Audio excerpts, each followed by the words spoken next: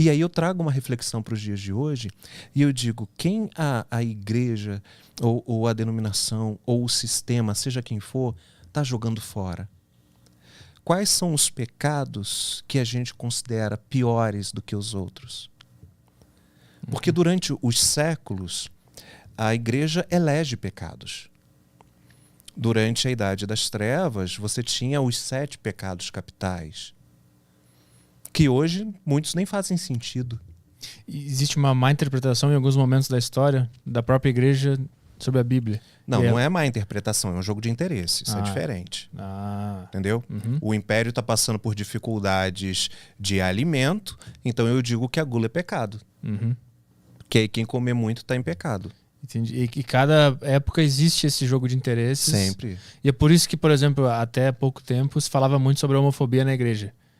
Isso era um jogo de interesse também, porque eu sempre vi que tinha uma vertente das pessoas religiosas que falavam, não é isso que está dizendo lá.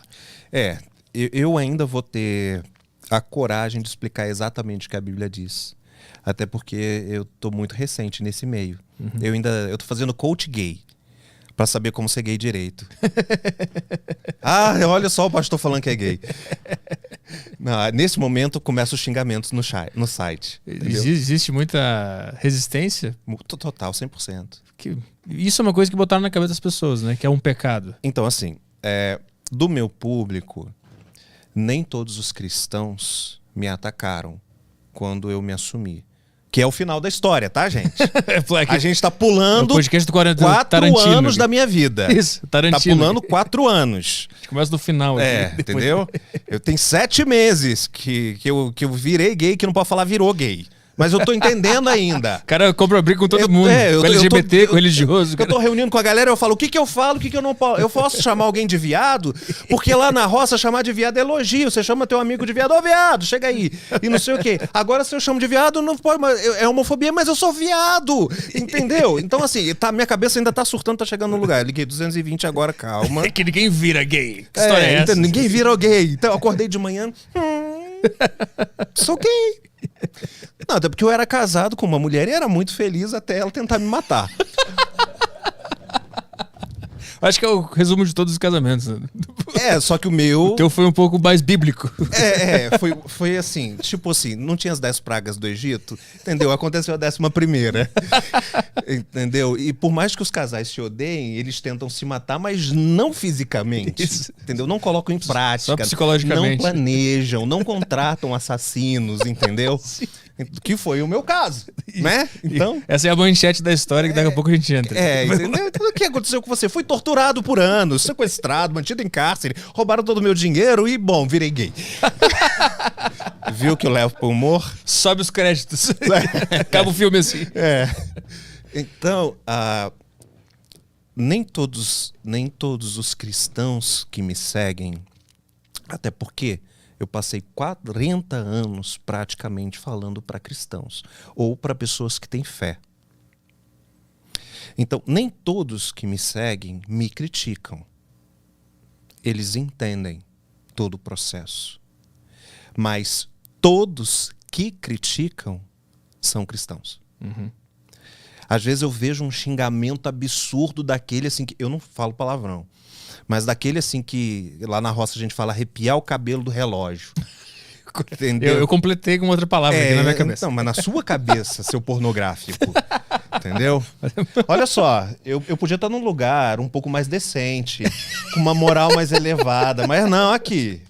Com pensamentos obscuros. Entendeu? Eu não quero esses detalhes sórdidos na minha vida, entendeu? E aí, eu entro no perfil dessa pessoa e tá lá, serva de Jesus, versículo bíblico, missionário, não sei o quê. Então, a gente vê o quanto falar sobre a homossexualidade, ela é completamente odiada ainda no sistema religioso. As igrejas, algumas dizem assim, não, mas nós aceitamos o gay. Não, elas não aceitam, elas toleram. Porque aceita você entrar, mas não te aceita tomar ceia. E tenta te mudar lá dentro? Tenta mudar, tenta fazer a cura, né? Eu tenho agora arqui-inimigos, novos arqui-inimigos da imprensa gospel, porque me ofereceram cura gay. E eu falei, não, tô de boa. Tô muito mais feliz, inclusive. Olha a minha cara, entendeu? Olha a minha cara. Então você sempre foi. Não, olha, eu tava de boa do jeito que eu tava e eu tô de boa agora. E eu tô de boa biblicamente. E vão me bater por causa disso. E tá tranquilo. Então se você não aceita, você é inimigo. Da onde que vem essa noção, essa homofobia dentro da religião? Se eu posso botar assim. É daquela frase lá que não pode deitar com outro homem? Da onde vem isso? Então, essa frase de que homem não pode se deitar com outro homem de Levíticos, lembra que Deus estava construindo a cidade? Nesse mesmo livro, fala da mulher que não pode sair de casa. Fala que você não pode misturar tecidos e fala inúmeras, são mais de 400 leis que não se aplicariam hoje, mas só pegam essa. Só que até surgir a lei, até essa época, o incesto não só era permitido, como era incentivado, porque precisava procriar. Se precisava preencher a terra. As pessoas falam, é por isso que Deus não fez Adão e Adão, Deus fez Adão e Eva, a homossexualidade de pecado. Não, é porque precisava ter filho. Então os filhos de Adão e Eva casaram com as irmãs. E aí os irmãos casaram com as sobrinhas, e os sobrinhos com as primas, porque precisava procriar, precisava encher a terra. E hoje é um crime. Essas hoje pessoas é um crime. Quando Moisés vem, milhares de anos depois, já tinha tido dilúvio, já tinha tido Noé, né? Já tinha tido Moisés, os séculos já tinham se passado. Quando Moisés vai tirar o povo do Egito e entregar para a terra prometida de Canaã, hoje Israel, que está em conflito nesse momento, por causa de um erro de Josué, o discípulo de Moisés, que não extinguiu a faixa de Gaza, que era um mandamento. Era, entendeu? Putz. Tirar aquele povo dali. Então até hoje eles estão aí ele falou, não, deixa ali. Aí tá em guerra até hoje. Mas esse é outro papo. Entendeu? Que é a Palestina, né? Os filisteus eram os arqui-inimigos dos hebreus. No entanto que o gigante Golias, ele era filisteu, né? Que veio da Filistia, que na tradução virou Palestia, que virou Palestina. Entendeu? Cara, muita coisa, a gente tem que fazer um programa semanal. Só sobre contextualização, né? Maravilhoso isso aí. Mas vamos voltar sobre a bichice? Não pode falar. Que é o que interessa. Eu tento voltar eu saio do humor porque eu fico nervoso. Inclusive, eu quero a cura hétero, porque eu quero deixar de ser hétero. Depois tu me ajuda. Olha só, quando ele falou eu quero a cura, chegou a me dar um suador aqui, que eu falei, esse cara vai voar em mim. Imagina, daqui a pouco o cara tira a blusa e tem um Bolsonaro estampado. Sai daqui, eu quero ficar puto. Imagina. Não posso falar que a ministra dos Direitos Humanos moveu ataque contra mim. Corta essa parte. Deixa eu dar uma preta aqui. Da onde vem essa ideia que perdura até hoje em pessoas religiosas da homofobia? Então, porque principalmente nos primeiros séculos pós-vinda de Jesus, Constantino, em 313, lembra que Alexandre o Grande, gay, não teve filhos, não deixou herdeiros? O império dominou Alexandre, o Império Romano, e se tornou o maior império do mundo. E ele foi dividido em quatro tetrarquias. Tetrarquia de Filipe, de César, e uma delas foi para Constantino. Só que Constantino não estava satisfeito. E ele começou a guerrear contra os seus para transformar as tetrarquias num império único. E nessas guerras intermináveis, ele não tinha mais soldados, não tinha mais mão de obra. Então o que Constantino faz? Ele se converte. Ele diz, a partir de agora eu sou crente. Aceitei Jesus. E aí ele traz os cristãos para o lado dele para ser mão de obra. Neste momento, ele cria os cultos, define que Jesus nasceu dia 25 de dezembro, que era o aniversário do Deus que ele seguia, o Deus Invictus, para dizer que a Semíramis, que era a deusa que ele servia, não podia ficar de fora, ele insere dentro da igreja e chama de Maria. Ele troca os nomes e aí ficou tudo bem para os cristãos. E aí começou os santos, as estátuas dentro da igreja. Então, entre as coisas que ele fez, era justamente decretar a luxúria como um pecado e aí a homossexualidade, até porque precisava procriar. Né? Mas, por algum motivo, outros pecados que também foram considerados foram abandonados durante o tempo, e esse continua em vigor até hoje. A Bíblia chama, nas versões que nós temos, de abominação. A pessoa do mesmo sexo deitar com outra do mesmo sexo é abominação. Só que a palavra de Deus diz que existe um outro pecado que também é abominação.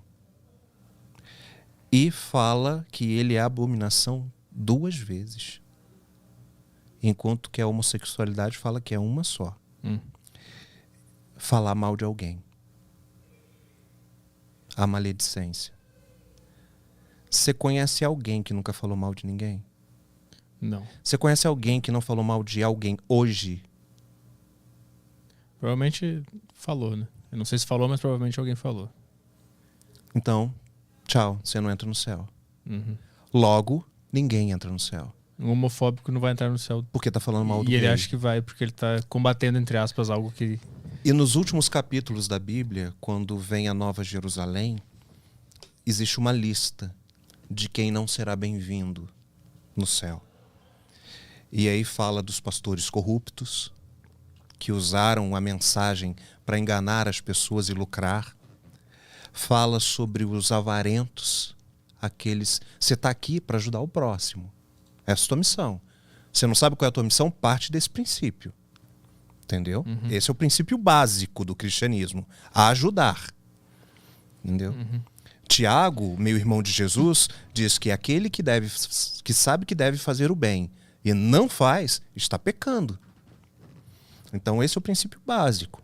E aí, dentre essa lista dos que entram ou não entram na Nova Jerusalém, estranhamente fica de fora, não entra nessa lista, os homossexuais ou os sodomitas, mas entra os maledicentes.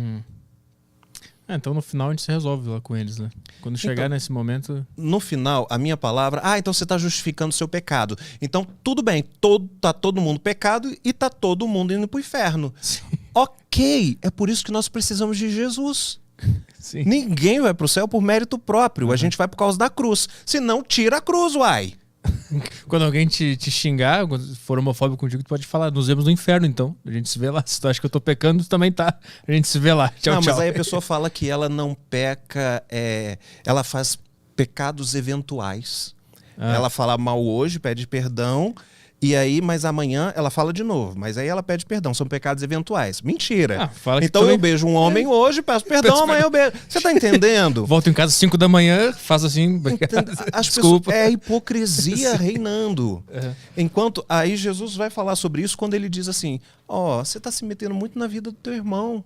Faz o seguinte, tira o poste que tá no teu olho, e aí depois que você arrancar o poste que está no teu olho, que ele chama de trave, se você conseguir enxergar alguma coisa na tua frente, aí você fala do cisco do olho do teu irmão. Só que a Bíblia traz com uma palavra mais bonitinha. Se porventura, ó vós, vistes a trave no olho do teu irmão, lembra-te antes do cisco. Viste a trave, o cisco no olho do teu irmão, lembre-te antes da trave no teu olho, retira-a, para depois, quase Michel Temer, né? Usando mesóclise. Retirar-se-á antes a trave, para depois tirar-se-á o cisco do olho do teu irmão. É muito, né? Pro cara entender a gravidade disso aí, a seriedade. Por isso que botaram o Cid Moreira pra narrar a Bíblia uma vez lá, né? Pra deixar mais sério o negócio. Não, mas que daí dá mais medo ainda, né? Então vai ficar mais sério. Que disse. O que é isso, Deus Pai Todo-Poderoso? Eles pegaram o mais próximo de Deus pra ficar bem parecido. Como é que Deus falaria aquelas palavras? Pois é, mas quando Deus chegou pra Elias, diz a palavra de Deus que ele falou como um breve sussurro. Mas imagina o Cid Moreira sussurrando. Ui. Agora eu posso fazer piadinha, né, sou viado.